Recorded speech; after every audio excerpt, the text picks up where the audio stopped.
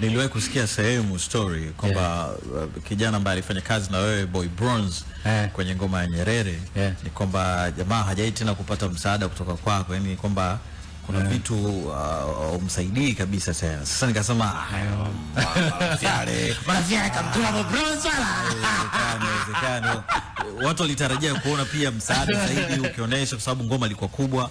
Kwa pengine labda kuna kazi, kuna namna ingefanyika, lakini watu hawaoni hiyo, na ndio maana nikakuta hiyo sema watu wanajadili, nikasema lazima nikufikishie kwaje hiyo. Kwa Bronze natamani sana angeweza kufanya vitu noma, na niko naye kama ambavyo watu wengine ambavyo wanakuwa wako karibu na wasanii wao. Sio msanii ambaye nimemsign, lakini niko karibu kwenye kila kitu anachokifanya. Mara mwisho sasa hizi nimetoka kumtumia mabiti sijui 3 sijui 4. Hatua aliyoipiga ya kwanza ni hatua kubwa, ni hatua noma kabisa. Nafikiri nadhani ndio ambayo inamchukulia muda pia. Kwa ile level ya kupiga Nyerere na watu waliofanya nao na namna ambavyo muziki ulienda ni sehemu kubwa.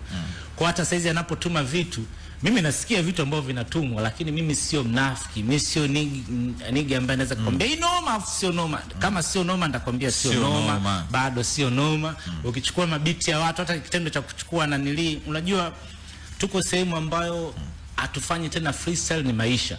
Unaweza kuwa unapeleka vitu lakini umetumia kicha watu. Ndio maana sometimes unaona labda hatuna nafasi ya kupata vitu vyetu. Ndio maana hivi achana navyo, chukua mabiti haya hapa na yeye ongeza kafanyie kazi. Sio kwa sababu gani, ni kwa sababu ya kutafuta kitu ambacho kinaweza kawa na mimi naweza nikaja hapa nikasema oya toka pale, hii amekuja kufanya hivi, tunaondoka.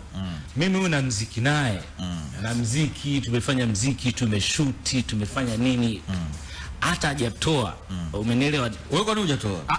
Manangu sio kwamba manangu nakuonyesha kwamba natoa mashavu kila sehemu ninapotakiwa kutoa mashavu. Kama siko naye hapa bado inawezekana pia tayari hajapata kitu ambacho kinaweza kafanya tukafanya hivi. Unafikiri kwa nini watu wanafikiria kwamba wewe umsaidie Boy Bronze? Kwa sababu kila mtu anafikiri maisha yanatokea kwa namna ambavyo wanafikiria wao. Sio rahisi namna vitu vinavyotokea. Sometimes hata yeye anapitia situation zake na mimi napitia situation zangu. Namna ambavyo tunaweza kukutana katikati. Mimi sikuwahi kukaa chini na kulalamika au kutafuta nafasi au kusema kwamba imagine wakina Mbuzi na kina Wizi kuna watu wamewazunguka siku maisha yao yote, afu mimi nikaja nikafanya nao kazi, niko nao hapa, nimeondoka. Mimi sio kama mimi ndo mshikaji wao kuliko washikaji wote, mimi sije kukaa wa no four.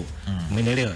Kwa kuna watu wengine pia labda wakahisi mimi ndo nimepewa nafasi kuliko watu wengine, lakini potential yako na kuhangaika kwako kunakutana na opportunity wakati sahihi. Kuna yeye aendelee kuhangaikia tu potential yake na opportunity yake. Kuna wakati sahihi atatuma vitu sahihi ambavyo tunaweza tukaondoka.